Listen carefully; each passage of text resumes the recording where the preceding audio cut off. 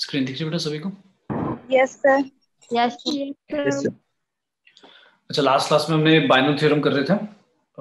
सभी को समझ में आया जितना कराया हमने? Yes sir. लास्ट क्लास में हमने बताओ क्या करा था, याद आ रहा है किसी को? सर क्वेश्चन भी किए थे और प्रॉपर्टीज की थी उसकी, बाइनोमियल कोएफिशिएंट ठीक की। है, ओके। समेशन सीरीज वाले भी क्वेश्चन करे थे हमने। Yes sir. Yes sir. Okay,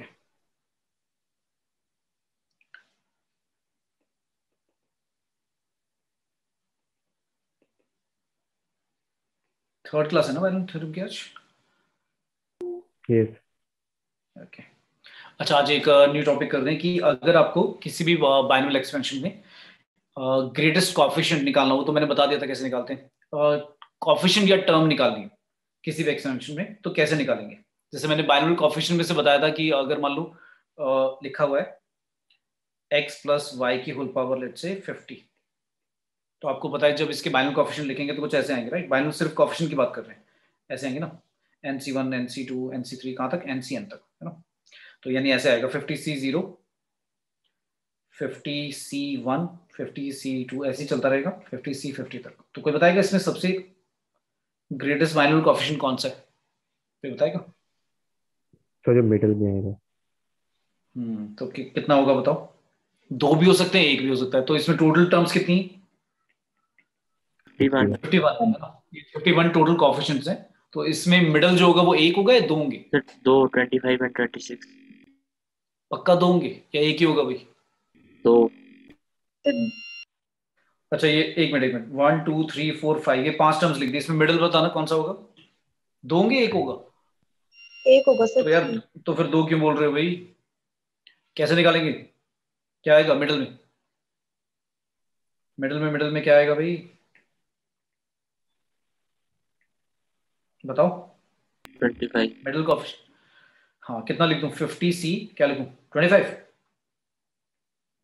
यही होगा ना? ठीक है, यस सर। क्योंकि बाकी तो सारे इक्वल होंगे, जैसे 50c0 और 50c50 इक्वल हो गए। 50c1 ये पता है ना, 50c0 50c50 ये इक्वल हो जाएंगे। 50c1 50c49 इक्वल हो जाएगा। 50c2 50c48 ये इक्वल हो जाएगा। लेकिन और ऐसे ही 50c24 इक्वल हो जाएगा 50c26। लेकिन जो बीच में रह गया ये वाला 50c25 ये सबसे बड़ा होगा ना मिडिल में। तो यहाँ पर तो एक ही होगा बेटा मिडिल में। वो इवन जब नंबर ऑफ टर्म्स होती हैं, या मान लो 49 तक होता, 49c49, तो उसमें 0 से लेकर 49 50 होते, उसमें फिर मिडिल दो आते। क्लियर है? 24 तो 25। क्लियर है? Yes sir.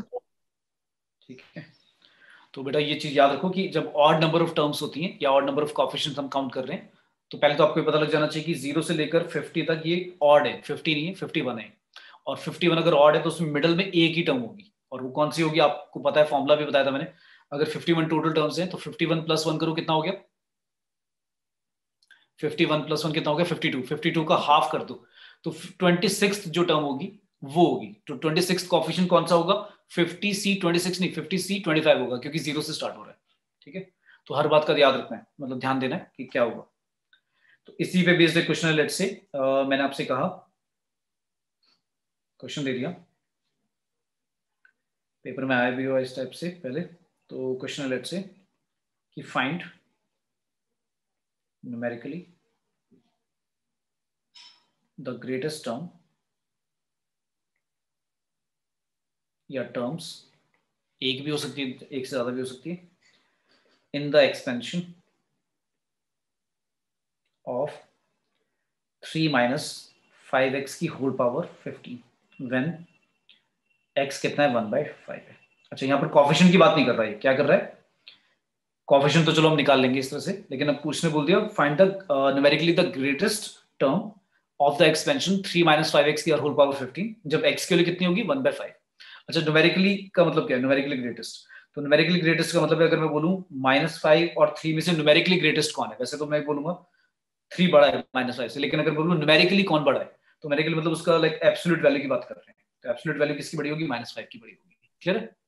Yes sir. ठीक है, तो जब ऐसे बोला जाता है ना न्यूमेरिकली ग्रेटेस्ट, तो मतलब हमें नेगेटिव साइन से उसका कोई मतलब नहीं है, हमें एब्सोल्यूट से वैल्यू से मतलब है कि कौन सा बड़ा है। तो हम क्या करेंगे, इसमें ऐसे मान लेते हैं, मतलब सॉल्व करने का तरीका क्या है इसको, तो लेट कर लेते हैं, let T R plus one divide by T R mod में इसको पहले सॉल्व कर लेते हैं, और ये क्या कहेंगे हम, greater than equal to one है, मतलब मैं मान के चल रहा हूं कि जो मेरी T R plus one term है, T R plus one term जो है वो जो टी आर वाली टर्म है उससे क्या है, बड़ी होगी या इक्वल होगी।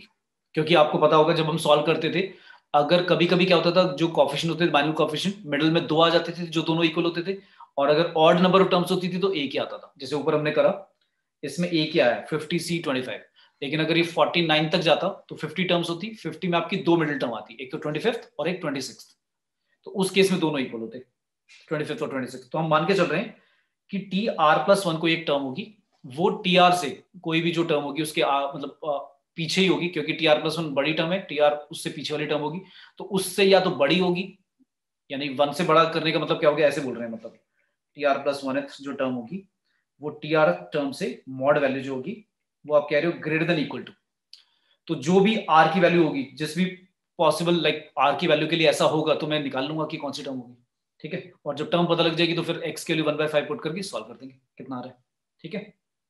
तो हम क्या कर रहे हैं, ये वाली कंडीशन से हमने ऐसे लिखा है कि T R plus one divide by T are का मॉड इसलिए लिख दिया क्योंकि हम एब्सोल्यूट वैल्यू से मतलब है, हमें कोई मतलब उसका नेगेटिव साइन से कंसिडर नहीं करना, ठीक है। तो वो या तो बड़ा होगा वन से, मतलब एक्चुअली वो बड़ी होगी उससे टर्म, या फिर इक्वल होगी। तो इसके लिए पहले क्या करते हैं, आर निकालते हैं, आर कैसा आता है, मतलब आर की मतलब ये इनइक्वालिटी सॉल्व करके कि आर कितना आता है। तो हमने क्या करना है, सबसे पहले टी आर प्लस वन कैसे लिखोगे भाई, जनरल टर्म याद है, फॉर्मूला क्या था, टी आर प्लस वन का फॉर्मूला क्या था, एन सी आर, एन कितना है 15, 15 सी आर, आर कितना आर ही रहेगा, इसमें तो आर आर ही रहेगा, एक्स की पावर, एक्स यहाँ पर 3 है, तो 3 की वैल्यू कितनी लिखते हो, हाँ 3 की वैल्यू क्या लिखोगे, 3 एन माइनस आर, यानी 15 माइनस आर, ठीक है। और माइनस 5x की जगह पहले 5x लिख देते हैं, 5x की पावर कितनी, आर, आर कितना है, आर ही रहेगा, और -1 की पावर आर, ठीक है। और इसी तरह से मुझे उसकी वैल्यू बता दो टी आर की, टी आर कैसे लिखोगे आप, टी आर ऐसे लिखोगे, टी आर -1 + 1 लिखना पड़ेगा इसमें, क्योंकि इस बार आर का जो काम करेगा वो आर -1 करेगा, तो क्या आएगा 15C r -1, 3 की पावर कितनी हो जाएगी 15 माइनस r -1, तो r -1 करोगे तो r तो माइनस का हो जाएगा, लेकिन 1 कैसा हो जाएगा, पॉजिटिव हो जाएगा, 5x की पावर r की जगह r -1 और -1 की पावर भी r -1। अच्छा, r की पावर n-1 जो है ये वाली -1 की पावर और ये वाली, इनको मैं हटा ही देता हूँ क्योंकि मॉड निकाल रहे हैं, तो मॉड में ये जो -1 की पावर r और -1 की पावर r -1 है उसको इग्नोर कर देते हैं, क्योंकि नेगेटिव से मतलब ही नहीं, मॉड की वैल्यू हम देख रहे हैं। तो T R plus one divide by T R जो होगा उसका modulus greater than equal to 1। अब क्या आएगा सॉल्व करके, 15C r आएगा ऊपर, नीचे कितना आएगा 15C r -1, ठीक है। फिर ऊपर क्या आएगा 5x की पावर r, नीचे क्या चलेगा 3 की पावर, अच्छा मैंने 3 नहीं लिखा है, 3 की पावर 15 माइनस आर, यहाँ पे आएगा 3 की पावर 15 + 1 हो जाएगा 16 माइनस आर, और 5x की पावर हो जाएगी r -1, ठीक है। ये मैंने मॉड वाला वैल्यू लिख दी, और ये आप कह रहे हो ग्रेटर देन इक्वल टू क्या है 1 है, ठीक है। यहाँ तक समझ में आया सभी को? Yes sir.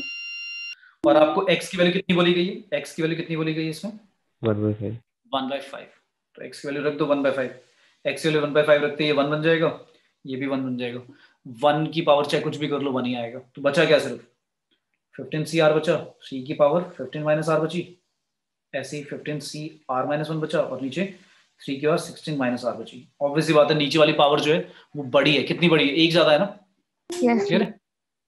तो जब एक बड़ा है तो यानी नीचे 3 बचेगा बस, है ना, यही ना। तो 15C r upon 15C r -1 divide bye 3 भी बचेगा, ग्रेटर देन इक्वल टू 1, ये आ गया। अच्छा, ऊपर और नीचे ये सॉल्व करके जल्दी से बताओ क्या आएगा, इसको सॉल्व कर दो, बताओ क्या आ रहा है। 15 फैक्टोरियल तो कट जाएगा, 15 माइनस r का फैक्टोरियल आएगा और r का फैक्टोरियल भी आएगा, और नीचे उसके डिवाइड भी क्या आएगा 15 का फैक्टोरियल, 16 माइनस r का फैक्टोरियल और r -1 का, तो एक 16 माइनस r बाहर चला जाएगा और यहाँ नीचे r आएगा, निकाल के देख लो भाई, यही आ रहा है 16 माइनस r अपॉन r, यही आ रहा है 16 माइनस r अपॉन r, ये आ रहा है 15 factorial 15 minus r factorial divide by 15 factorial, divide में क्या आएगा 16 माइनस r फैक्टोरियल, क्योंकि 15 माइनस आर प्लस 1 हो जाएगा वो, और आर माइनस 1 फैक्टोरियल, फिर तुम्हें पता है ये दोनों कट जाएंगे। अच्छा 15 माइनस आर फैक्टोरियल कट जाएगा 16 माइनस आर से, लेकिन 16 माइनस आर बाहर निकालना पड़ेगा तब कटेगा। और आर माइनस 1 में से आर माइनस 1 कट जाएगा, आर को बाहर निकालना पड़ेगा। तो 16 माइनस आर जो है वो ऊपर चला जाएगा न्यूमरेटर में, और ये आर नीचे रह जाएगा। समझ में आया? Yes, sir. वैसे तो इसको डायरेक्टली ऐसे फॉर्मूला बनाकर भी लर्न कर लेते हैं कि भाई NCR लिखा हो डिवाइड बाय NCR माइनस 1 लिखा हो, तो इसकी वैल्यू क्या होती है। मतलब हमें पता है कि लाइक इसको सॉल्व नहीं, इसको अगर मैं सॉल्व करूं तो मुझे पता लग जाएगा कि क्या आंसर आएगा। तो बार बार जब भी ऐसा डील करना पड़ेगा तुम्हें, तो तुम्हें डायरेक्टली याद हो गया कि भाई क्या लिखना है, ताकि इतना ये जो मैंने करके दिखाया यहाँ पर ये करना ही ना पड़े। ठीक है, तो अभी एक फॉर्मूला लिखवा दूंगा तुम्हें। तो इसको क्रॉस मल्टीप्लाई करके इनइक्वालिटी सॉल्व करो, क्या आएगी भाई 16 माइनस आर क्रॉस मल्टीप्लाई करके इधर आ गया 3r। अच्छा r क्योंकि नेगेटिव नहीं है तो क्रॉस मल्टीप्लाई करेंगे जब, तो इनइक्वालिटी चेंज नहीं होगा। मतलब इतना ऑब्वियस नहीं है कि मैंने क्रॉस मल्टीप्लाई कर दिया, इनइक्वालिटी में ऐसे मतलब अलाउड नहीं है कि भाई डायरेक्टली कर दो तो कुछ भी आ जाएगा। तो मान लो r की वैल्यू नेगेटिव भी आ सकती, तो फिर मैं ऐसे नहीं करता। तो आपको याद होगा इनइक्वालिटी ऐसे सॉल्व नहीं होती, फिर माइनस जो 1 लिखा राइट साइड पे उसको लेफ्ट साइड पे लेके आते हैं, फिर सॉल्व करते हैं। पर r क्योंकि 3 तो पॉजिटिव है, और जो r लिखा है यार वो भी क्या है कुछ मतलब क्या होगा अच्छा r की वैल्यू 0 हो सकती है क्या? हम मान के चल रहे हैं नहीं है यहाँ पर 0, है ना। हम मान के चल रहे हैं r 0 नहीं है, क्योंकि r नीचे डिवाइड में लिखा हो तो r 0 नहीं हो सकता, नहीं तो ये कंडीशन लाइक सेटिस्फाई नहीं होगी फिर। तो क्या आ गया आपका 4r आ गया लेस देन इक्वल टू 16। तो r क्या आ गया लेस देन इक्वल टू 4। अच्छा r की value less than equal to 4 आई है, मतलब r की वैल्यू या तो 4 हो सकती है या उससे लेस, लेस मतलब 3 से कम भी हो सकती है, बट हमें सिर्फ एक ही कम कंसिडर करनी है। तो यानी कि ये दो वैल्यूज होंगी जिनके लिए मेरा आंसर जो होगा वो क्या होगा ग्रेटेस्ट, क्या फाइंड करना था हमें ग्रेटेस्ट टर्म। Greatest term. तो ये दोनों वैल्यूज लेंगे हम। तो तुम्हें याद होगा अभी जैसे r की वैल्यू 3 आ गई तो हमने TR+1 को बोला था, मतलब हमने लगाया था कि TR+1 टर्म जो होगी वो सबसे बड़ी होगी। तो उस कंडीशन से दो आंसर आए मेरे, r की वैल्यू एक 4 कंसिडर करी मैंने और एक 3, 4 के इक्वल या 4 से लेस वाली 3। तो अगर मैं 4 कंसिडर करता हूँ तो मेरे फिफ्थ टर्म होगी यानी, और अगर 3 कंसिडर करता हूँ तो फोर्थ। तो फिफ्थ और फोर्थ टर्म ये दोनों की दोनों क्या होंगी न्यूमेरिकली ग्रेटेस्ट टर्म होगी। क्लियर है? कॉफिशिएंट तो देखना इजी था, कॉफिशिएंट तो बहुत इजी था, मिडल वाला देख लेते थे 1 या 2, लेकिन जब टर्म की बात आती है तो फिर x की वैल्यू भी डिसाइड करेगी ना कि भाई x की पावर कितनी लिखी हुई है, तो उससे न्यूमेरिकली जो कॉफिशिएंट है वो मल्टीप्लाई होगा और फिर न्यूमेरिकली ग्रेटेस्ट टर्म बनेगी। तो उसके लिए इस तरह से ये तरीका है सॉल्व करने का कि क्या करते हैं, मान लेते हैं TR+1th term divide by TR term का मॉड, मॉड मतलब ग्रेटेस्ट जो वैल्यू है न्यूमेरिकली टर्म में वो कौन सी बड़ी है, उसके लिए कंडीशन बना the greater than equal to 1। और इस इनइक्वालिटी को सॉल्व करके अगर आपकी r की दो वैल्यूज आ जाए, मतलब अगर मान लो यहाँ पर इंटीजर आता है, ये क्या है इंटीजर आ गया, तो जब भी आपका r इंटीजर आएगा एग्जैक्टली इस इनइक्वालिटी में, तो r की दो वैल्यूज कंसिडर करोगे आप, एक तो 4 और एक उससे कम 3 ले लिया आपने। लेकिन अगर मान लो इसको सॉल्व करके आपका डेसिमल में आता r less than equal to 4.8, तब एक ही वैल्यू कंसिडर करोगे आप, क्या होगी r की वैल्यू सिर्फ 4 होगी, तो सिर्फ फिफ्थ टर्म ही होगी उस केस में, उस केस में सिर्फ एक ही टर्म होगी ग्रेटेस्ट। क्लियर है? Yes, sir. Both numerically greatest term. लेकिन यहाँ पे क्या होगा अगर r की वैल्यू ऐसी आती है लेस देन इक्वल टू 4.8, तो r की वैल्यू सिर्फ 4 कंसिडर करोगे इसमें, इस केस में फिर फिफ्थ टर्म ही होगी। क्लियर है? आया सभी को समझ में? अच्छा जब मैंने निकाल लिया r 4 या 3 दोनों में से कुछ भी ले लो, तो मैं दिखा भी सकता हूँ कि r की वैल्यू 4 लेकर भी सेम आंसर आएगा, r की वैल्यू 3 लेकर भी सेम आंसर आएगा। तो क्या था हमारा TR+1 कोई फॉर्मूला बताएगा क्या था? 15C क्या था भाई? 15CR। हाँ 15C r की वैल्यू तो आ चुकी है, 3 की और कितनी थी 15 माइनस r, तो r की वैल्यू मैं कितनी ले रहा हूँ, लेट से मैं ले रहा हूँ फिफ्थ टर्म निकाल रहा हूँ, तो फिफ्थ टर्म के लिए r कितना होगा 4 होगा। 4। तो 15C 4, 3 की पावर 15 माइनस 4, 15 माइनस 4 है ना, 3 की पावर 15 माइनस 4, और 5x, x की वैल्यू तो 1/5 लेनी है तो वो तो कट जाएंगे, और उसकी पावर से कुछ भी लिखो क्या रहेगा 1 ही आएगा। और इसको एब्सोल्यूट टर्म्स में निकाल रहे हैं, तो वो माइनस वाला भी जो 1 की पावर थी उसको भी मैं क्या कर रहा हूँ इग्नोर कर रहा हूँ। तो क्या आंसर आया सॉल्व करके 15C4 3 की और कितनी हो जाएगी 12 है ना, 12 नहीं सॉरी कितनी 11 है ना, ये ठीक है। Yes, ये हमारा sir. आंसर हो जाएगा राइट। इसी तरह से अगर मैं दूसरा निकालता हूँ क्या लेकर r की वैल्यू 3 लेकर, यानी कि 4 टर्म निकालता हूँ, तब भी आंसर क्या आएगा सेम आएगा। क्लियर है? Yes, समझ में आया sir. सभी को बेटा? Yes, sir. तो निकाल के देख लो चलो, ये भी 4 टर्म क्या आएगी भाई T3+1, तो 15C3 3 की पावर 15 माइनस 3 ये आएगा 15C3, और 3 की पावर कितनी हो जाएगी 12, तो ये दोनों आंसर भाई सेम है, ठीक है, क्लियर है? Yes, अच्छा, sir. अब ऐसा लग रहा है देखकर शायद से सेम नहीं है, पर निकाल के देखोगे तो एग्जैक्टली दोनों की वैल्यू सेम आएगी, ठीक है, क्लियर? Yes, sir. ओके, सभी को आया बेटा समझ में क्या करना है? Yes, sir. तो इस तरह से इनइक्वालिटी को सॉल्व करके हम आर की वैल्यू बता देंगे। अब एक आता है अभी हमने बाइनोमियल एक्सपेंशन कर रहे हैं, अब आता है मल्टीनोमियल एक्सपेंशन। उस केस में क्या करेंगे? लेट्स से क्वेश्चन है मतलब एक से ज्यादा, मतलब दो से ज्यादा टर्म्स हो, जैसे बाइनोमियल जो होता है उसमें हम दो टर्म लेते थे, राइट? तो अगर दो से ज्यादा, तीन या ज्यादा टर्म्स हैं तो फिर कैसे करेंगे सॉल्व? तो पहले एक क्वेश्चन करते हैं उससे पहले, फिर करेंगे उसके बाद बात। नेक्स्ट है let's say question, find the sum of coefficient of all integral, ध्यान से पढ़ना question, integral powers of x in expansion दिया हुआ है 1 प्लस 2 रूट एक्स की होल पावर 40। अब मैं जो बात कर रहा हूं वो बात कर रहा हूं इंटीग्रल पावर ऑफ एक्स, मतलब सारे कोएफिशिएंट लेने और उनका सम करना है, लेकिन कोएफिशिएंट कौन से लेने? जिन टर्म्स में एक्स की पावर इंटीग्रल है, मतलब एक्स की पावर 1 2 3 प्रॉपर्टीज इसमें सॉल्व हो जाता है पूरा, रूट या इस तरह से फ्रैक्शन फॉर्म में नहीं आनी चाहिए पावर। और एक्सपेंशन जो लिखा है वो लिखा है 1 प्लस 2 रूट एक्स लिखा है की पावर 40। तो सबसे पहले इसकी अगर मैं लाइक 1 प्लस रूट 2 एक्स की पावर होल पावर 40 को ओपन करूंगा तो आपको पता है एक्सपेंशन कैसे ओपन होगा, राइट?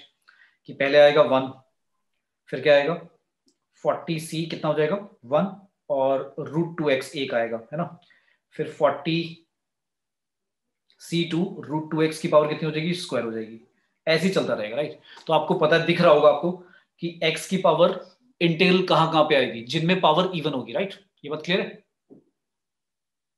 ठीक है भाई? Yes sir. Yes, sir. तो जिन जिन में पावर इवन होगी रूट 2 एक्स की, उन्हीं में एक्स की पावर इंटीग्रल आएगी, बाकी तो रूट फॉर्म ही रह जाएंगे। अच्छा मैंने गलत लिख दिया, मैंने रूट 2 एक्स लिख दिया, 2 रूट एक्स है भाई, ये मैं 2 रूट एक्स की जगह रूट 2 एक्स लिख दिया, तो 2 रूट एक्स लिखा हुआ है, 2 रूट एक्स, ठीक है? तो आपको समझ में आ गया कि इवन पावर वालों में ही क्या होगा? एक्स की पावर इंटीग्रल आएगी, ठीक है? अच्छा अगर मैं एक्स की जगह यहाँ पर प्लस की जगह अगर ऐसा लिख दूं 1 माइनस रूट 2 एक्स इसकी पावर 40, अब क्या आएगा? एक एक ऑल्टरनेट आएगा, राइट? ऐसे आएगा ना,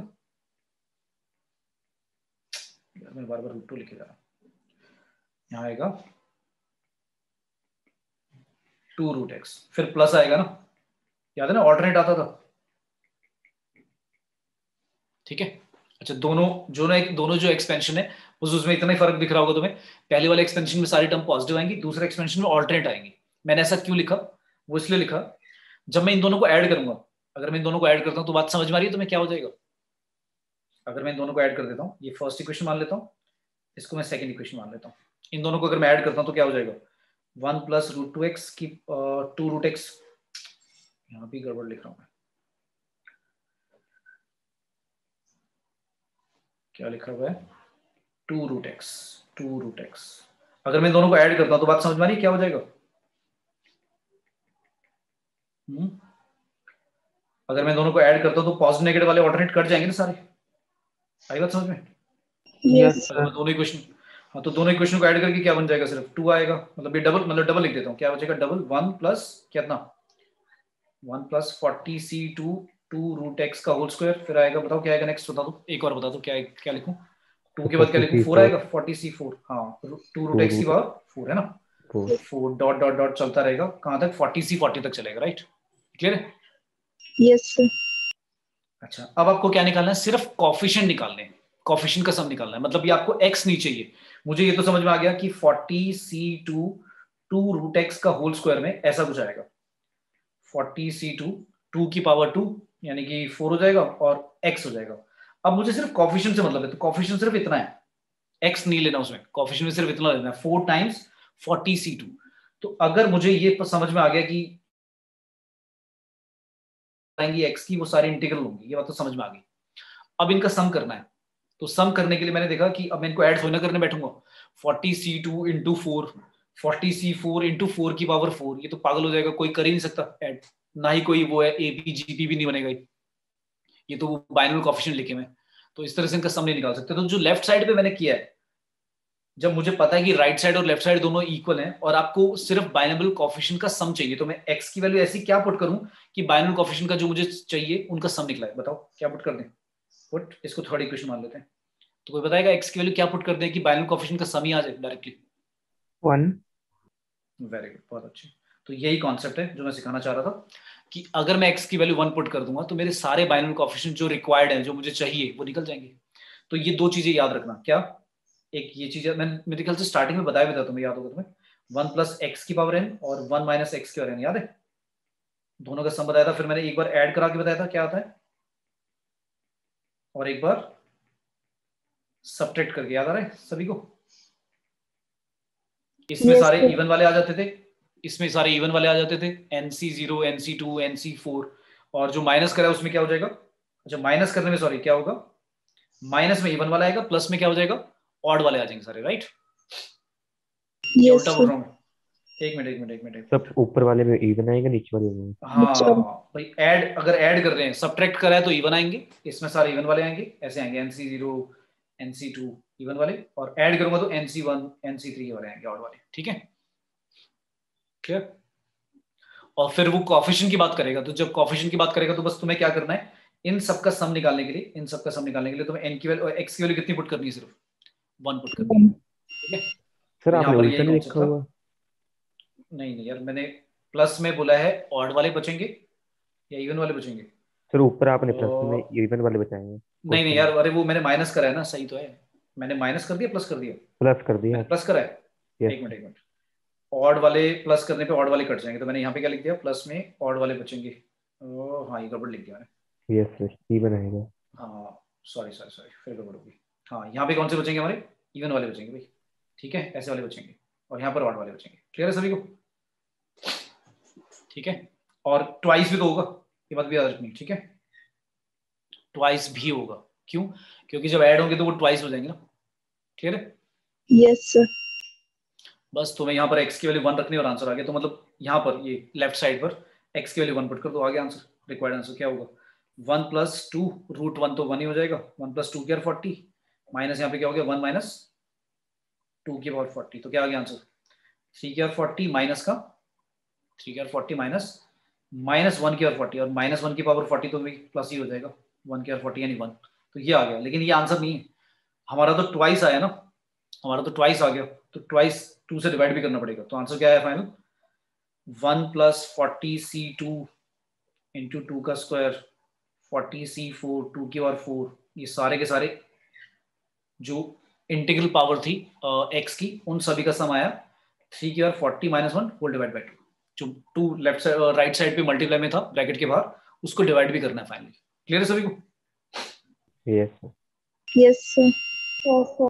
हमने इनको ऐड करा, सब्ट्रैक्ट करा? ऐड करा भाई, ऐड करा, ऐड प्लस आएगा, प्लस प्लस प्लस, यहाँ पर भी प्लस आएगा, यहाँ पर भी प्लस आएगा, तो ये आंसर आया फाइनल वाला। क्लियर है? ठीक है, Yes, sir. बोलो भाई, यहाँ तक सभी को आया समझ में? Yes sir. Yes, sir. ठीक है, हाँ अब लेते हैं मैं ले रहा था मल्टीनॉमियल लाइक एक्सपेंशन का। तो मल्टीनॉमियल एक्सपेंशन है क्या? जैसे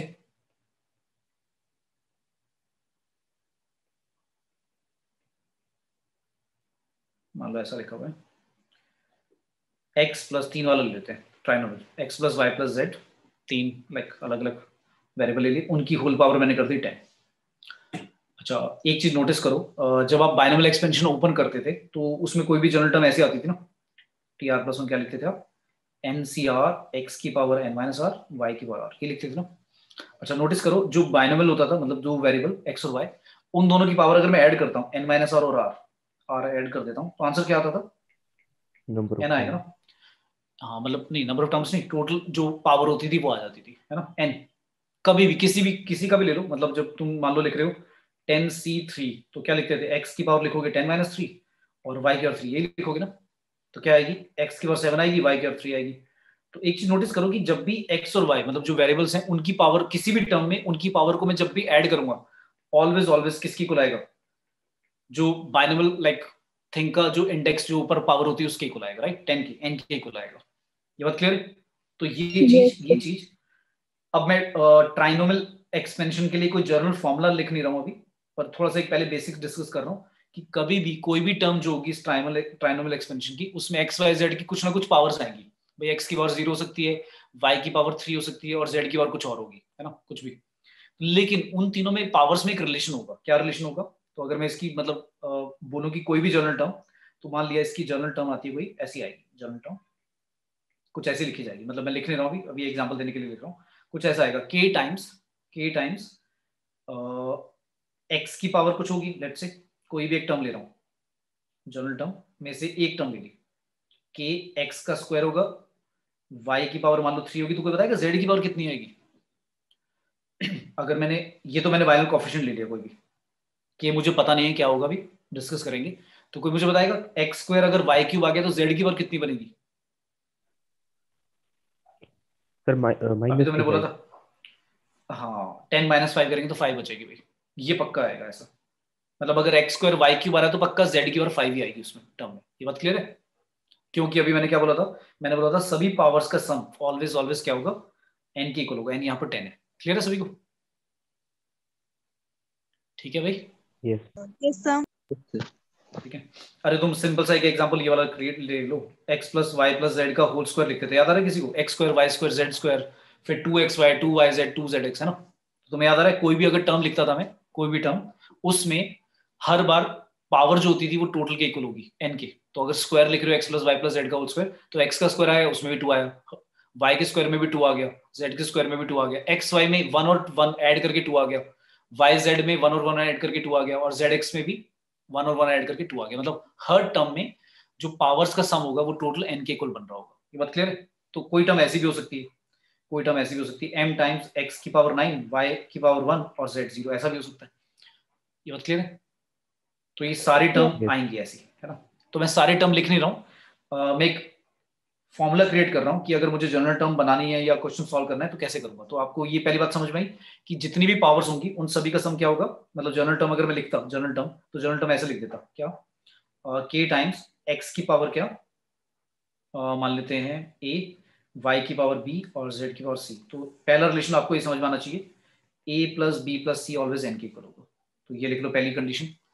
तो ये फर्स्ट कंडीशन होगी। ये बात याद रखनी है कि जितनी भी पावर्स होंगी वेरिएबल्स की, उन सभी पावर्स का सम ऑलवेज उस किसी भी टर्म में क्या होगा, n के इक्वल होगा। ये हमेशा ट्रू होगा। ठीक है? ये क्लियर है? Yes sir. ठीक है। अब आता है कि ये जो कोएफिशिएंट मैंने k लिखा है साथ में, मतलब x square y cube z 5 के साथ यहाँ पर मैंने k लिखा है। अब इस k की वैल्यू कैसे लिखें हम, मतलब NC0 NC4 NC5 ऐसे क्या लिखें? तो इसका तरीका है लिखने का, ये जो k होगा, मतलब अगर मान लो मुझे coefficient of k x square y cube z की और 5, इसका जो कोएफिशिएंट k है ये निकालना है। तो इस k की वैल्यू क्या होगी, कुछ ऐसी होगी।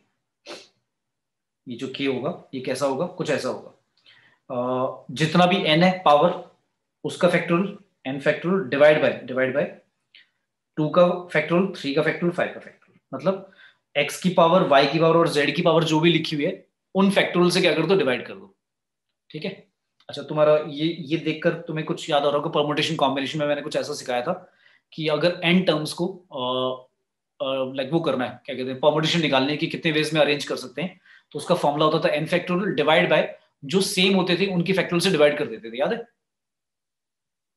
तो यहाँ पर 2x सेम है, 2x सेम है, 3y सेम है और 5z सेम है। याद समझ आ रही है ना?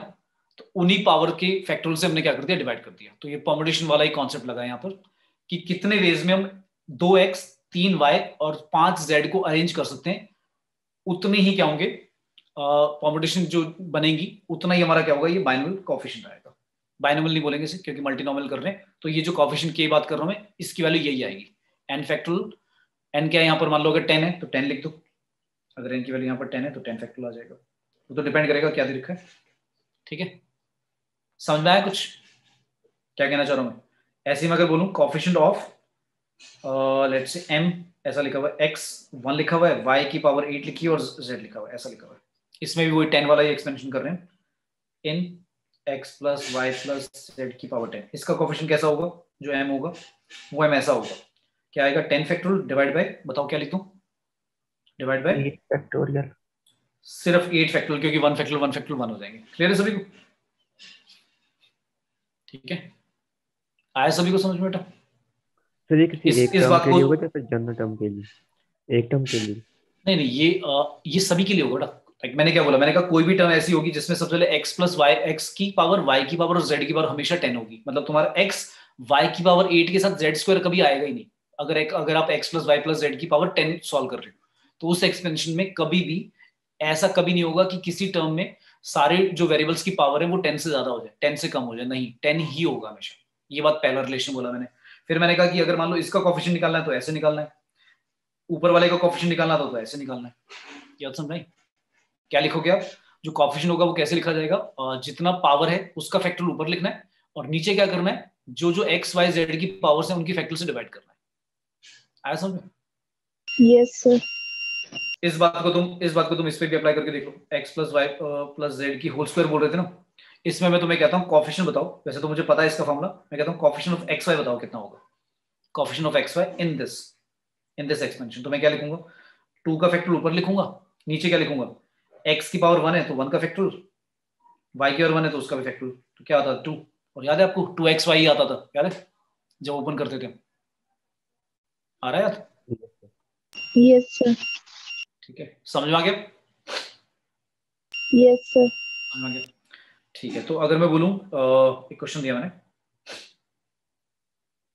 Find coefficient of AQ B4CN, expansion दिया हुआ है क्या, 1 प्लस ए प्लस की जगह यहां कर देते हैं माइनस बी प्लस सी होल पावर 9।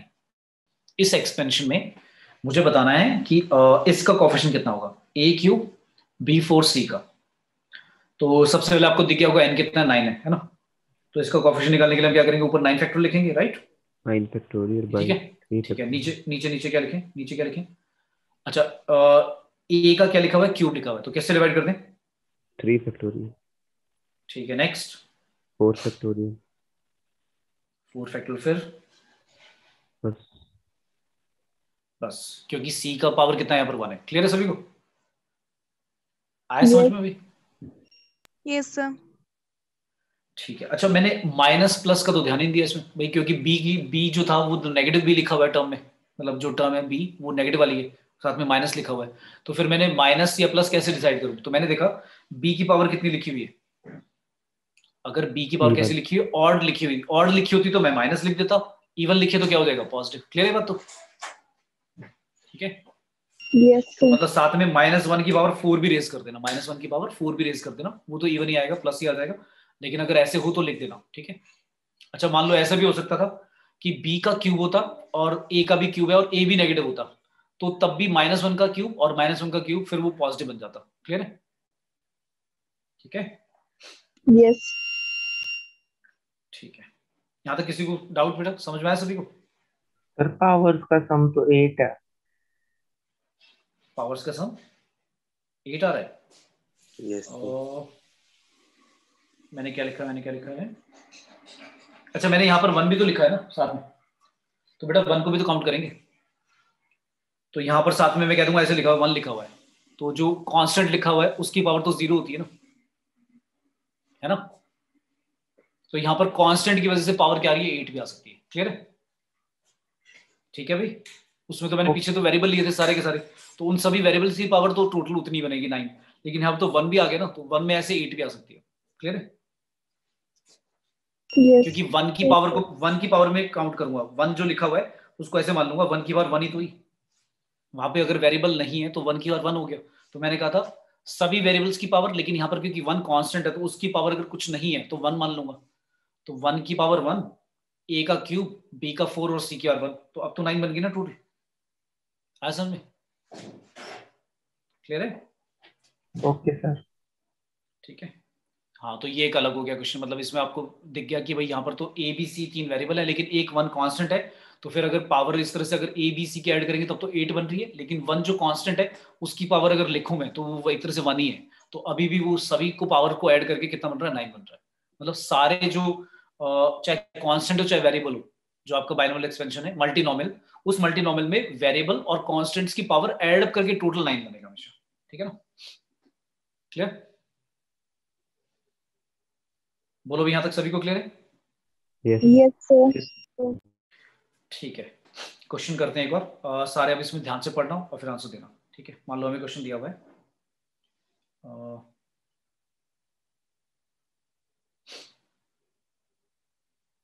अच्छा मैंने लास्ट क्लास में तुम्हें वो फॉर्मूले भी कुछ बताए थे बाइनोमियल उसके समेशन के, कराए थे? NC0 NC1 NC2 NC3 NCN तक समेशन क्या होगा, याद है? Yes sir. 2 की 2n पावर n। 2n। करा दिया था ये वाला मैंने? यस। ओके ओके, चलो एक लेट से क्वेश्चन लेते हैं। मैं फॉर्मूले को दोबारा रिकॉल कर लेता हूँ। लेट से क्वेश्चन से पहले कुछ फॉर्मूले रिकॉल कर लेते हैं, क्या क्या हमने सीखे थे। पहला हमने फॉर्मूला बताओ क्या सीखा था फर्स्ट? बाइनोमियल कोएफिशिएंट अभी मैं हाँ सारे बाइनोमियल कोएफिशिएंट का जो सम है, मतलब NC0 NC1 NC2 dot dot dot कहाँ तक NCN तक, क्या होता था याद है किसी को? 2 की पावर n। कैसे आता था याद है ना? 1 प्लस एक्स की पावर लाइक n ओपन किया, उसमें सभी बाइनोमियल कोएफिशिएंट का सम अगर फाइंड करना है, मतलब आपने एक ट्रिक सीख लिया कि जब भी बाइनोमियल कोएफिशिएंट्स का सम फाइंड करना हो तो मतलब या तो 1 प्लस एक्स और n और 1 माइनस एक्स और n, उन दोनों को मैनिपुलेट करके मतलब प्लस कर लो या माइनस कर लो according to our like question की हमें चाहिए कितना। अगर 0 से लेकर n तक सारे बाइनोमियल कोएफिशिएंट का सम चाहिए तो बस x की वैल्यू क्या पुट कर दो, 1 पुट कर दो, तो 1 प्लस 1 की पावर n करोगे तो 2 क्या n हो जाएगा। अच्छा इसमें कभी कभी वो सम यहाँ से बोल देता है, मैंने बताया था सम यहाँ से बोल देगा, तो फिर यहाँ से यहाँ तक का सम क्या हो जाएगा 2 की और n, उसमें से माइनस कर दोगे NC0 जो कि 1 होता है। क्लियर है? ये क्लियर है? Yes sir. ठीक है, तो लेट्स से क्वेश्चन आया। अच्छा और क्या बताया था मैंने, और बताओ क्या बताया था? अगर हम x की जगह पे -1 रख देते हैं तो फिर क्या आएगा? फिर क्या आएगा? ऐसे आएगा ना, NC0 NC1 NC2 NC3 dot dot dot, इसका सम कितना हो जाएगा? 0। क्यों? क्योंकि 1 माइनस 1 की पावर n करोगे तो 0 की पावर n 0 हो जाएगा, राइट? और इसके बाद फिर ये भी बताया था मैंने, NC0 NC2 NC4 ऐसे चलता रहेगा dot dot equal to NC1 NC3 NC5 dot dot dot, इन दोनों का सम किसके इक्वल होता था याद है? 2 की पावर n माइनस 1। 2 क्या n था ऊपर, और आप कह रहे हो ऑड वाले बाइनोमियल कोएफिशिएंट और इवन वाले जो बाइनोमियल कोएफिशिएंट है उन दोनों का सम इक्वल है अगर सीरीज का, तो फिर हाफ ही होगा, हाफ मतलब ये हो जाएगा 2 की पावर n माइनस 1, याद है? ठीक है, क्लियर? नेक्स्ट अभी जो मैं पीछे बोल रहा था कि भाई अगर ऐसे लिखा जाए NCR डिवाइड में लिखो NCR माइनस 1, दो कंसेक्यूटिव टर्म्स के बाइनोमियल कोएफिशिएंट ले रहा हूं मैं NCR और NCR माइनस 1, तो वैसे तो आप सॉल्व कर ही लोगे लेकिन याद रख लो तो बेटर है, क्योंकि अब जब क्वेश्चंस करेंगे ना कुछ आगे तो उसमें काम आएंगे।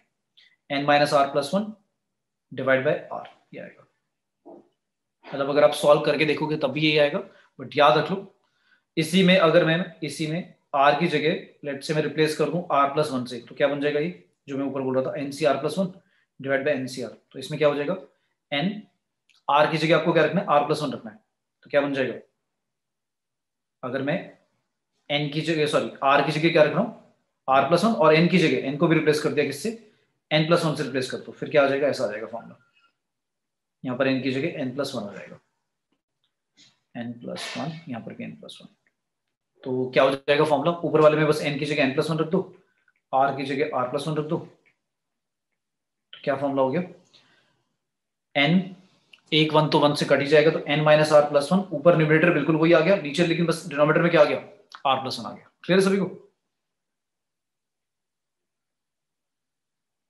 ठीक है भाई, मतलब ये अगर मैं कहूँ सॉल्व करना है तो भाई मैं इंडिविजुअली अलग से डिवाइड करके पूरा सॉल्व कर ही सकता हूँ, बट याद रख लोगे तो बेटर है। ठीक है, यहाँ तक क्लियर है? Yes sir. अब इसका काम देखो कहाँ पे यूज होगा।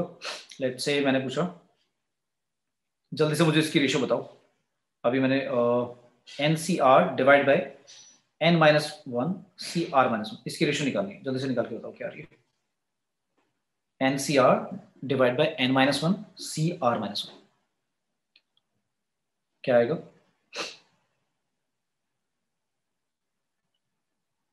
क्या n अपॉन आर आ रहा है? देखो सॉल्व करके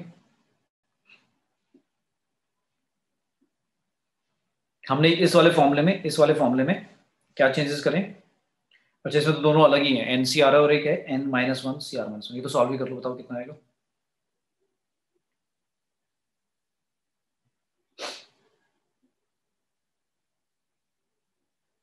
बताओ भाई कितना है?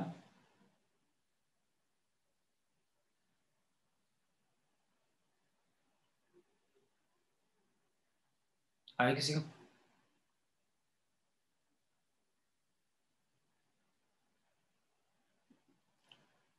n अपॉन आर आ रहा है सॉल्व करके?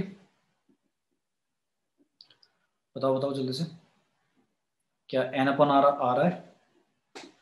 Yes sir. ठीक है, सभी का आ रहा है भाई n upon R? Yes sir. ठीक है, तो ये आ गया हमारा। अब इसको मैं क्रॉस मल्टीप्लाई करूंगा तो देखो क्या आ जाएगा, N C R into R equal to हो जाएगा n times n minus R C R minus one. ये ठीक है, इसी से मैंने आगे क्रॉस मल्टीप्लाई करके ऐसे लिख दिया। ये बात क्लियर है? ठीक है भाई। Yes. अब इसका यूज करेंगे हम कि कैसे यूज करना है। तो जब हम मैनिपुलेशन करेंगे, कुछ सीरीज वाले क्वेश्चन आएंगे, उन सीरीज वाले क्वेश्चन में मान लो ऐसे लिखा होगा, मान लो एक एग्जांपल दिया मैंने, कहीं पर ऐसे लिखा हुआ लेट्स से 18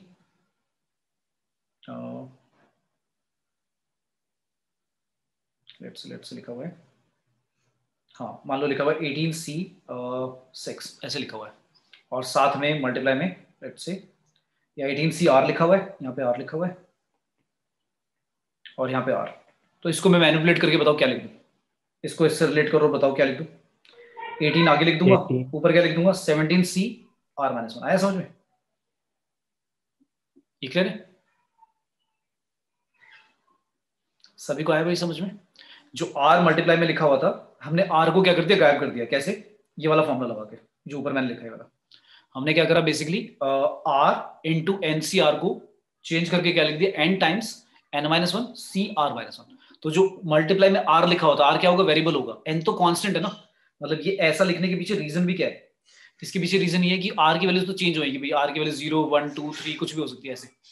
लेकिन हमने क्या करा, जो बाहर R मल्टीप्लाई में था, तो सीरीज वाले जो क्वेश्चन अभी मैं कराऊंगा, उन R सीरीज वाले क्वेश्चंस में R अगर वेरिएबल है तो उसको अगर मैं ऐसे चेंज कर पाऊं तो इजी हो जाएगा। कैसे? क्योंकि n जो होगा वो तो कांस्टेंट की तरह ट्रीट करेंगे उसको 18, तो यहाँ पर तो एक कांस्टेंट की तरह से बिहेव करेगा। और जो 17CR है, मान लो मैं तुम्हें क्वेश्चन ही दे दूं, चलो क्वेश्चन ही दे दिया मैंने बोला ऐसा बोल दिया NCR, n की चलो वैल्यू पुट कर देता हूँ, क्या 18CR, और मैंने कहा इसका समेशन फाइंड करो, इसका समेशन फाइंड करो। R कहां से कहां तक है, 1 से लेकर 20 तक, 20 नहीं 20 तक तो जा ही नहीं सकता, कहां तक होगा 1 से लेकर 18। चलो अब इसका समेशन निकालना है, तो कैसे निकालोगे आप, ये क्वेश्चन दे दिया मैंने। तो पहले आप देखोगे कि अगर R की वैल्यू 1 2 3 अगर पुट करें तो ये तो सॉल्व ही नहीं होगा इस तरह से, क्योंकि ऐसा आता जाएगा, क्या आएगा 1 पुट करोगे 18C1, फिर क्या आएगा 2 टाइम्स 18C2, ऐसे समेशन चलता जाएगा 18C18 तक। तो इसका तो सम कर ही नहीं पाओगे आप, क्योंकि लाइक सभी आंसर डिफरेंट डिफरेंट आएंगे, कुछ AP GP कुछ ऐसा स्पेशल सीरीज भी नहीं बन रहा, तो समझ ही नहीं आ रहा क्या करें। तो अब हमने क्या करा, जो ऊपर फॉर्मूला सीखा वो अप्लाई कर दिया। क्या था ये रहा, तो मैं क्या करूंगा अभी बताओ, R 18CR को और क्या लिख सकते हैं चेंज करके, बताओ क्या लिख दूं। अभी सीखा था हमने, क्या लिख दें, 18 आगे आ जाएगा, 18 यहाँ पर 17 हो जाएगा और यहाँ पर R माइनस वन। ये ठीक है? ठीक है, तो अब हमारा क्वेश्चन जो समेशन वाला था वो ये बन गया, क्या बन गया, समेशन R1 से लेकर कहां तक 18 तक, R 18CR को हम क्या लिख रहे हैं 18 टाइम्स 17CR माइनस वन, ये लिख रहे हैं। ये ठीक है?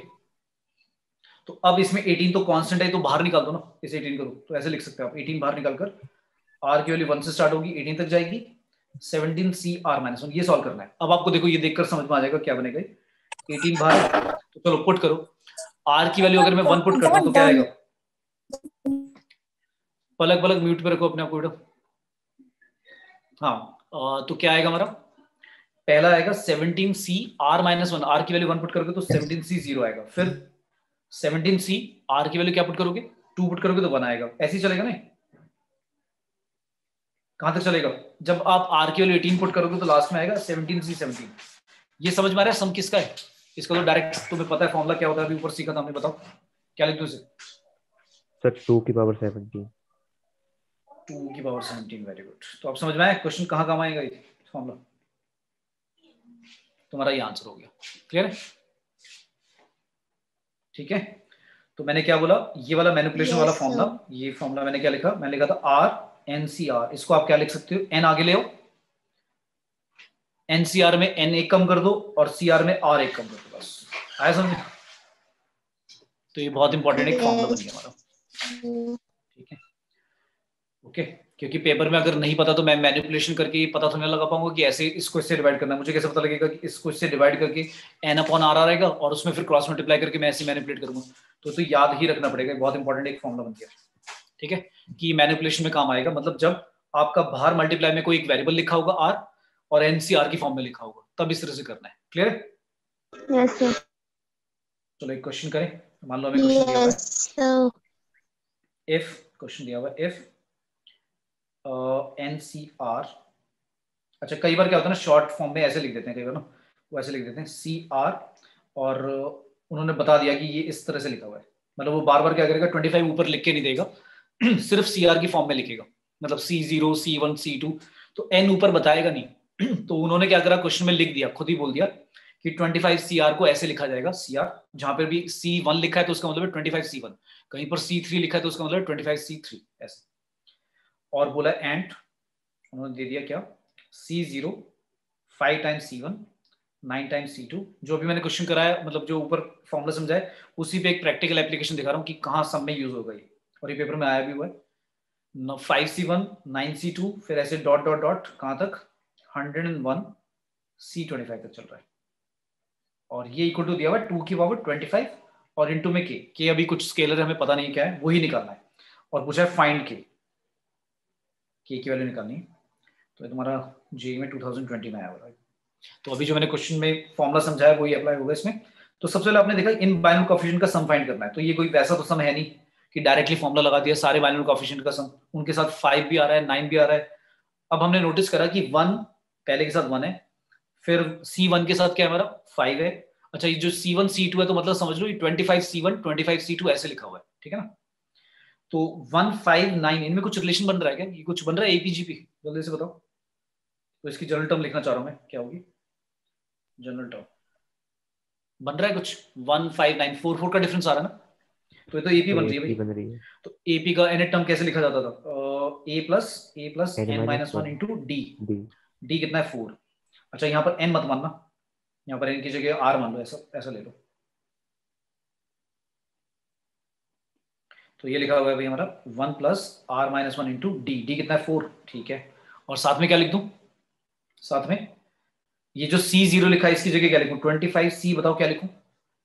अगर मैंने यहां पर 1 प्लस आर माइनस 1 इंटू 4 माना है तो उस 25C की सब क्या लिखूं, आर लिखूं आर माइनस 1 लिखूं आर प्लस 1 क्या लिखूं, ये समझो, बताओ क्या लिखूं? सर रिपीट करना।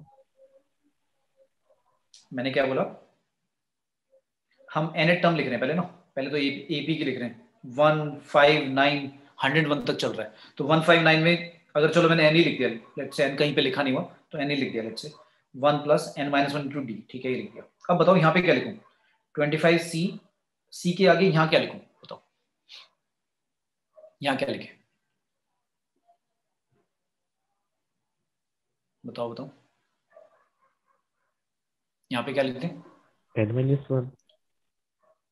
n-1 क्यों, n-1 क्यों, रीजन? सर 0 से लेकर, जैसे 0 से शुरू है 5, क्योंकि C1 भी है C2, तो एंड टर्म n-1 आ जाएगा। तो यार n-1 की जगह n नहीं लिखना चाहिए क्या, एक बार सोच के देखो, n नहीं लिखना चाहिए क्या? और n की वैल्यू में कहां से स्टार्ट करूंगा, पता है कहां से स्टार्ट करूंगा, बताओ n की वैल्यू कहां से स्टार्ट करेंगे, बताओ? n की वैल्यू 0 से स्टार्ट करेंगे, क्यों? क्योंकि यहाँ पे दिख रहा है 0 आ रहा है, यहाँ पे 1 आ रहा है, यहाँ पे 2 आ रहा है। तो अब सोच के देखो, अगर मैं n की वैल्यू लेता हूँ 0, अच्छा फिर एक गड़बड़ हो जाएगी, अगर n की वैल्यू 0 ले ली हमने तो 1 प्लस 0 माइनस 1 इंटू 4, तो यहाँ पे तो क्या आ जाएगा 1 माइनस 4, ये तो -3 आ जाएगा, जबकि पहली टर्म स्टार्ट हो रही है 1 से। हाँ तो क्या बोल रहे थे आप, क्या लिखें, बताओ बताओ तो क्या लिखें, n नहीं लिखेंगे, फिर क्या लिखेंगे बताओ, n की जगह क्या लिखें? क्या आप एक काम करो ना, पहले ये नोटिस करो कि अगर आप n की वैल्यू लेते हो कितनी स्टार्ट करोगे, क्योंकि यहाँ पे आपने लिखा है nth टर्म का फॉर्मूला लिखा है, तो nth टर्म में भाई आप 0 तो नहीं लिखते हो, n की वैल्यू 1 से स्टार्ट करते हो, तो n की वैल्यू 1 लेंगे तो आपका 1 आ जाएगा, हाँ आ जाएगा। n की वैल्यू 2 लोगे तो सेकंड टर्म के लिए क्या आ जाएगा, 5 आ जाएगा, थर्ड टर्म के लिए आपका 9 आ जाएगा, ऐसे चलेगा, ठीक है। फिर आपने नोटिस करा कि ये जो यहाँ से स्टार्ट हो रहा है ये 0 से स्टार्ट हो रहा है, 0 1 2, तो फिर n की जगह यहाँ पर क्या लिखना चाहिए, अभी किसने बोला था क्या लिखना चाहिए भाई, सर एक कम मार क्या लिखना चाहिए, एक कम लिखना चाहिए, मतलब मैं क्या लिख दूं, n minus 1 r minus one n minus one लिख दूं, बिल्कुल ठीक है, चलेगा भाई, ये ठीक है, जल्दी से बताओ, ठीक है, यस सर सभी को आया समझ में। या फिर अगर ऐसे, चलो एक बार पुट करके भी देख लो, n की वैल्यू क्या लूं, 1 से स्टार्ट करूं, चलो अगर मैं n की वैल्यू 1 लेता हूं तो क्या आएगा, 1 माइनस 1 इंटू 4, ये आपका 1 आ जाएगा, 25c कितना हो जाएगा 0। अच्छा नेक्स्ट टर्म के लिए भी देख लो क्या आएगा, 1 प्लस 2 माइनस 1 इंटू 4 और 25c 2 माइनस 1 1 हो जाएगा, तो ये आपका आ जाएगा 5 और ये 25c 1, तो बन गया, समझ में आया पैटर्न सभी को, ठीक है भाई, ये सभी को आया समझ में। मैंने 25c n माइनस 1 क्यों लिखा, n क्यों नहीं लिखा, या n प्लस 1 क्यों नहीं लिखा, तो आपको जो बाइनोमियल कोएफिशिएंट दिए हुए हैं उनको ऑब्जर्व करके n की वैल्यू यहाँ पर लिखनी है कि n लिखना है या n माइनस 1 लिखना है। तो आपने नोटिस करा कि अगर n लिखते हैं तो फिर 1 से स्टार्ट हो जाएगा, क्योंकि जो आप टर्म स्टार्ट करते हो फर्स्ट टर्म सेकंड टर्म ऐसे स्टार्ट करते हो, तो जब आपने यहाँ पर n माइनस 1 लिखा है nth टर्म के लिए, मतलब आपका फर्स्ट टर्म से स्टार्ट होगा n, तो यहाँ पर आपको n माइनस 1 से स्टार्ट करना पड़ेगा, क्योंकि ये 0 लिखा हुआ है, अगर ये 1 से स्टार्ट होता तो फिर NC 25cn लिख देता मैं, ठीक है। अब आपको क्या करना है, इनका समेशन करना है, इनका समेशन करना है, मतलब इसको सॉल्व करके कितना आएगा, 4n 4n 4n कितना हो जाएगा, 4n माइनस का 3, ठीक है भाई, और साथ में 25c n माइनस 1, और n की वैल्यू कहां से स्टार्ट करेंगे, 1 से लेकर कहां तक जाएंगे बताओ, कहां तक लेके जाएं, n की वैल्यू कहां तक लेके जाएं, 1 से लेकर 26, 101 1 से लेकर 26 जाएगा ना, क्यों, क्योंकि लास्ट में C25 लिखा हुआ है, मतलब 25C25, तो 25C25 तभी आएगा जब n की वैल्यू 26 पुट करोगे, राइट, क्लियर है। और n की वैल्यू अगर 26 पुट करते हैं तो यहाँ देखो कितना आएगा, यहाँ देखो कितना आएगा, ये आएगा 24 2 कैरी 104 माइनस 3 101 आएगा ना, दिख गया लास्ट टर्म, ये 100 में आया समझ में, यस ठीक है, सभी को आ गया समझ में, बोलो बोलो जल्दी से, यस सर। ठीक है ठीक है। अच्छा तो स्टार्ट कर रहा हूं मैं समेशन। अब इसमें से समेशन करने के लिए हम एक काम करते हैं, 4 बाहर निकालते हैं, समेशन करना है हमें क्या, n times 25c n minus 1, n की वैल्यू कहां से लेंगे, 1 से लेकर 26, ठीक है, और माइनस का 3 टाइम्स समेशन n 1 से लेकर 26 तक 25c n माइनस 1, ठीक है। अच्छा इसकी वैल्यू तो जल्दी से बता दो कितनी होगी, बहुत इजी इसकी वैल्यू तो, -3 टाइम्स, ये तो बहुत इजी है करना, कितना आएगा तो बताएगा, क्या लिखते हैं इसे, कैसे आएगा, 25c 0 आएगा, 25c 1 आएगा, कहां तक चलेगा 25c 25 तक, ये तो बहुत इजीली समझ में आ रहा है क्या लिखना है डायरेक्टली, -3 2 की पावर 25, ठीक है।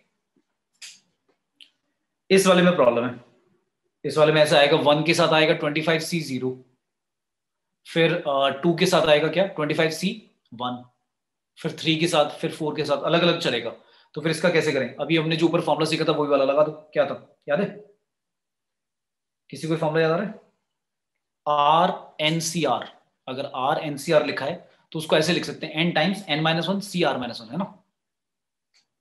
तो यहां पर क्या लिखा हुआ है, यहाँ पे भी क्या लिखा हुआ है, अच्छा आपने नोटिस करा यहाँ पर तो सेम ही नहीं है, यहाँ पर तो क्या लिखा हुआ है n माइनस 1 और ये क्या लिखा हुआ है n, ये तो सेम होने चाहिए ना, क्योंकि फॉर्मूला किसका लिखते थे हम, फॉर्मूला लिखते थे RNCR का, तो उसमें ये और ये सेम होने चाहिए तब वो फॉर्मूला लगाते थे हम, तो अगर ये सेम नहीं है तो फिर मैं क्या करूं बताओ, तो इसको सेम बना दूं, कैसे, इस n की जगह पे मैं ऐसे लिख सकता हूं n माइनस 1 प्लस 1, ऐसे लिख सकता हूं, बताओ भाई, ऐसे लिख दें n माइनस 1 प्लस 1, तो n माइनस 1 के साथ 25c n माइनस 1 लिख देते हैं, और 1 के साथ एक अलग लिख देते हैं 25c n माइनस 1, ये क्लियर है भाई, ऐसे लिखा हुआ है, इसको ऐसे लिख दूं, इसको ऐसे लिख दूं, तो इसको सॉल्व करेंगे तो ऐसा आ गया ना, n-1 टाइम्स 25c n-1 और प्लस 25c n-1। अब इनका अगर समेशन करना है, तो बहुत ईजी है, इसका तो बहुत ईजिली हो गया। क्या, कहाँ से कहाँ तक n 1 से लेकर 26, तो ये तो 25 और 2 की बार कितनी हो जाएगी 25, प्लस ये वाले के लिए अब फॉर्मूला लगा दो जो मैंने भी बताया था। क्या बताया था? मैंने कहा था कि r जो होता है लाइक r NCR, उसको कैसे लिख सकते हैं, इसको, ये जो n लिखा हुआ है 25, इसको आगे ले आओ 25 और एक कम कर दो, कितना हो जाएगा 24, और c n-1 में भी एक कम कर दो, कितना हो जाएगा n-2। ये क्लियर? अब क्या हो गया, ये आपका कांस्टेंट हो गया और ये आपका बाइनोमियल कोएफिशिएंट का सम हो जाएगा। आई बात समझ में? अच्छा, लेकिन अब समेशन कहां से स्टार्ट होगा? जो पहले n 1 से स्टार्ट हो रहा था, अब क्योंकि आपको पता है कि NCR में r और n नेगेटिव तो हो ही नहीं सकते, तो r इस बार 1 से स्टार्ट नहीं करेंगे, क्योंकि 1 ले लूंगा तो n-2 नेगेटिव आ जाएगा। तो कहां से स्टार्ट करूंगा? 2 से स्टार्ट करूंगा। कहां तक? 26 तक, जो पहले था। ठीक है, तो अब क्या आएगा आंसर 25, और इनका समेशन क्या बनेगा? 2 की बार बता दो कितनी बनेगी, 2 की बार कितनी लिख दूं? पहला क्या आएगा 24c, कितना हो जाएगा बताओ तो क्या लिखूं? अच्छा ये 20, एक मिनट, ये तो 26 ही आएगा ना, ये तो वही। अच्छा ये कम क्यों हुआ था? 25 क्योंकि आगे लिख दिया था। नहीं ठीक है, 24 ही आएगा। हाँ बताओ क्या आएगा? 2 की बार कितनी 24, 2 की बार 24 क्यों आएगा? क्योंकि 24c n-2 में n की वैल्यू 2 से स्टार्ट करोगे तो क्या आएगा 24c0, 24c1, 24c3, ऐसे चलेगा। 24 आ गया ऊपर, और लास्ट में आएगा 24c24, तो ये 2 की और 24 होगा, और ये प्लस 2 की और 25। इन दोनों में से तुम कॉमन ले सकते हो 2 की और 24, तो क्या बचेगा 25 प्लस 2, तो कितना हो जाएगा 27 टाइम्स 2 की और 24। क्लियर है सभी को? ठीक है, और प्लस में ये चल ही रहा था, ये रहा 2 की और 25। ठीक है, क्लियर है भाई? अच्छा इसी को ऐड करके कराएगा हमने, हाँ इसी को ऐड करके कराया, ऊपर ये वाला था सॉरी, माइनस वाला, -3 टाइम्स 2 की पावर 25, ये अलग से है। तो हमारा आंसर, फाइनल आंसर ये आया 27, सम आया 27 टाइम्स 2 की और 24 -3 टाइम्स 2 की और 25, ये था। इसमें से अगर मैं सॉल्व करूं तो 27, 22 की और 24 कॉमन ले लो, क्या बचेगा 27 - 3 × 2, तो 2 की और 24, 27 - 6, तो ये आ गया हमारा आंसर 21 × 2 की और 24। This is final answer. Clear सभी को? आया भी समझ में? ठीक है, अच्छा देखो थोड़ा सा इसका शॉर्टकट कराता हूँ, लाइक बेसिक कॉन्सेप्ट तो समझ में आया होगा इसको। हाँ बेटा बोलो क्या कह रहे हो? तो k की वैल्यू पूछी थी। हाँ k की वैल्यू पूछी थी, तो क्या आया था हमारा आंसर? हमारा आंसर ये था k टाइम्स 2 की और 25, तो दोनों को कंपेयर करके k निकाल सकते हो? करनी से पर 2 कौन यहाँ रहा, मतलब 2 का मल्टीपल यहाँ तो और 20। अरे नहीं क्या, तो क्या हो गया, ये काट के 2 लिख दो, तो k की वैल्यू कितनी आ गई 21/2 आ गई। ठीक है, स्केलर है ना, कुछ भी। आया समझ में? बोलो बोलो भाई, आया समझ में? Okay sir. ठीक है, सभी को क्लियर है बेटा? यस।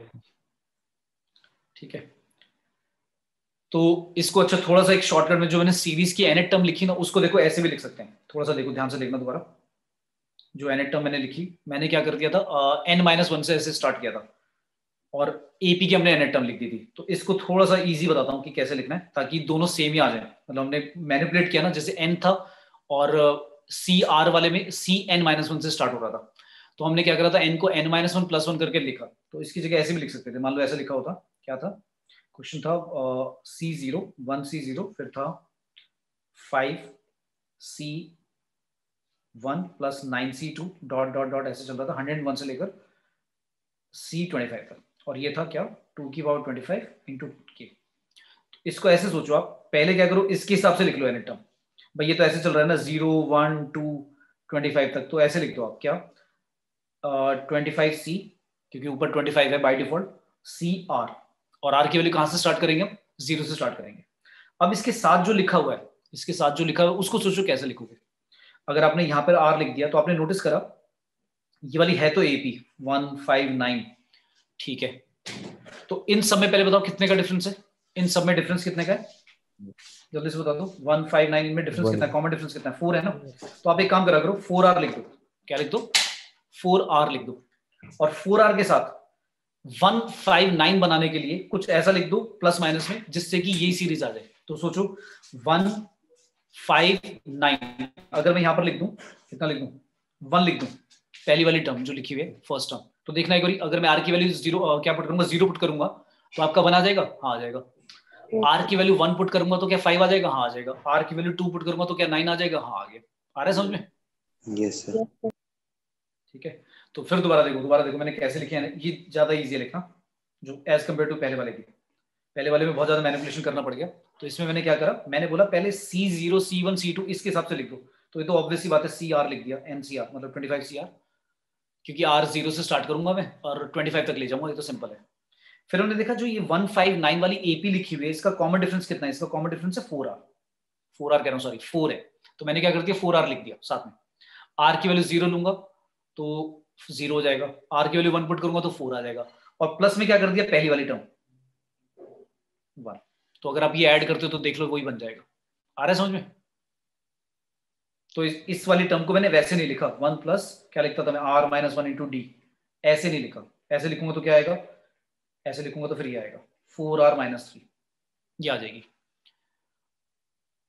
और फिर यहां पर क्या लिखना पड़ेगा, मतलब इसी को ऐसे भी लिख सकता था मैं, क्या लिख सकता था 4R माइनस 3, लेकिन फिर ऐसे लिखना पड़ता 25C, बताओ क्या लिखना पड़ता, R माइनस 1। आ रहा है समझ में? अब बताओ ये ज्यादा सिंपल है या ये, मैं कहूंगा ये वाला पहले वाला। उसका रीजन, क्योंकि पहले वाले में जब मैं इसको सॉल्व करूंगा तो क्या आएगा, 4 को बाहर रखूंगा, साथ में क्या लिखा हुआ R 25CR, ये लिखा जाएगा, और प्लस का 25CR, और इन दोनों का मुझे क्या करना है, समेशन करना है। तो इस वाले में तो डायरेक्टली फॉर्मूला लग जाएगा ना, R के साथ NCR में, याद है क्या फॉर्मूला था,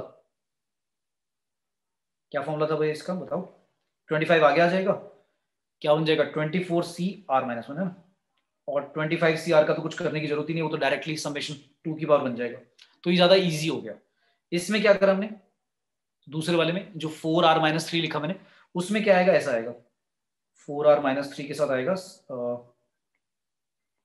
4R माइनस 3 के साथ लिखा आएगा 25CR माइनस 1, तो ऐसे आएगा 4 बार 25CR माइनस 1 के साथ मल्टीप्लाई में R, और माइनस 3 के साथ 25CR माइनस 1। चलो इसका तो समेशन हो जाएगा 3 इंटू में। अब इसका करने के लिए प्रॉब्लम ये है कि यहाँ पे R लिखा है, यहाँ R माइनस 1, और जो मैंने फॉर्मूला बताया था वो ये बताया था NCR इंटू R होता है क्या, N आगे आ जाता है N माइनस 1 CR माइनस 1। ये तब करते हैं जब ये दोनों सेम होते हैं, तो अगर ये सेम नहीं है, अब यहाँ पर देखा ये तो सेम नहीं है, तो फिर मुझे मैनिपुलेशन इसका भी करना पड़ा, क्या करना पड़ा, ऐसे करना पड़ा R minus 1 plus 1 25CR minus 1, ऐसे मल्टीप्लाई करना पड़ा। तो पहले इसको करेंगे एक बार इससे, और फिर 1 से मल्टीप्लाई करना पड़ा, तो 2 बार करना पड़ा इसमें। ठीक है, तो इजी बनाने के लिए हमने क्या करा, इस तरह से लिख लिया पहले वाले तरीके से, 4R प्लस 1 25CR। सभी को क्लियर है? ठीक है भाई, ठीक है बेटा, समझ में आया? तो हमने क्या करा, nth टर्म लिखी, और nth टर्म लगकर फिर वो समेशन वाला जो हमने बाइनरी कोएफिशिएंट का समेशन सीखा था वो वाला सम बना दिया। ठीक है, तो बाहर जो लिखा होता है, अगर वो R इस तरह से लिखा हो, कभी भी ध्यान रखो, तो इसको ऐसे लिख लो, क्या n times n minus 1 CR minus 1। इससे क्या होगा, ये जो n है ये तो कांस्टेंट होगा, तो ये कांस्टेंट ब्रैकेट से बाहर चला जाएगा, तो जब समेशन करना होगा तो वो सिर्फ इनका समेशन होगा, और ये क्या है, सिर्फ n माइनस 1 CR माइनस 1 जो होगा ये क्या होंगे, बाइनरी कोएफिशिएंट का सम है, और बाइनरी कोएफिशिएंट का सम हमें पता है 2 की पावर समथिंग आएगा, पर प्रोवाइडेड कि आपका जो सम बाइनरी कोएफिशिएंट का है वो 0 से स्टार्ट होना चाहिए, मतलब NC 0 से। अगर ये 0 से स्टार्ट हो रहा है तो फिर 2 की ओर डायरेक्टली आ जाएगा, लेकिन अगर 0 वाली टर्म नहीं आ रही और 1 वाली भी नहीं आ रही, तो फिर क्या करना पड़ेगा, 2 की पावर जितना भी है 25 या 26 माइनस जो 2 टर्म्स इंक्लूडेड नहीं है वो हटानी पड़ेगी, तो इस बात का भी ध्यान रखना पड़ेगा। तो नेक्स्ट क्लास में जब समेशन वाले करेंगे उसमें ये वाले क्वेश्चन भी करेंगे जिसमें स्टार्टिंग 0 से स्टार्ट नहीं होगा, 1 या 2 से स्टार्ट होगा। ठीक है, तो मैंने मल्टीप्लीकेशन, अच्छा जो मैंने मल्टीप्लीकेशन के लिए फॉर्मूला बताया, एक तो मैनिपुलेशन क्या, NCR equal to R NCR लिख सकते हो आप क्या, n times n minus 1 CR minus 1। एक तो ये याद रख लो मैनिपुलेशन का तरीका, एक दूसरा एक डिवीजन का भी याद रख लो, क्योंकि कई बार क्वेश्चन मल्टीप्लीकेशन वाले आते हैं, कई बार डिवीजन वाले आएंगे। तो डिवीजन में ऐसा होता है, डिवीजन में ऐसा लिखा होगा, मान लो NCR और डिवाइड बाय लिखा होगा R प्लस 1, मतलब नीचे जो है वो वेरिएबल लिखा हुआ है R प्लस 1, तो उसको मैं ऐसे लिख सकते हैं, कैसे, n plus 1 CR plus 1 divide में लिख सकते हो n प्लस 1, ये भी लिख लो। तो ये 2 मैनिपुलेशन याद रखने, क्योंकि जब हम जनरल टर्म लिखेंगे वो लेफ्ट साइड वाली बनेगी, उस लेफ्ट साइड वाली जनरल टर्म का मैं क्या करूंगा, राइट साइड जो मैंने लिखा है उसमें चेंज कर दूंगा, जिसमें आपका n जो है वो कांस्टेंट होगा कुछ ना कुछ, मतलब 25, 26, 50। तो क्या होगा, जब मल्टीप्लाई में कांस्टेंट आ जाएगा या डिवाइड में जब कांस्टेंट आ जाएगा, तो उसको तो मैं क्या करूंगा, ब्रैकेट से, समेशन के ब्रैकेट से क्या कर दूंगा, बाहर कर दूंगा। समेशन के ब्रैकेट से बाहर करने के बाद जो बचेगा वो सिर्फ ये बचेगा, n - 1 CR - 1 या n+1 CR+1। ये तो बाइनोमियल कोएफिशिएंट्स का सम होगा बस। और बाइनोमियल कोएफिशिएंट में मुझे ये देखना होगा कि ये 0 से स्टार्ट हो रहे हैं, nc 0 से स्टार्ट हो रहा है या nc 1 से स्टार्ट हो रहा है, ये देखना पड़ेगा बस। और 2 की पावर रेज करके लिख देंगे जो हमने पढ़ा था पीछे से। ठीक है, तो ये दो फॉर्मूले जल्दी से लिख लो और ये याद रख लेना। ठीक है,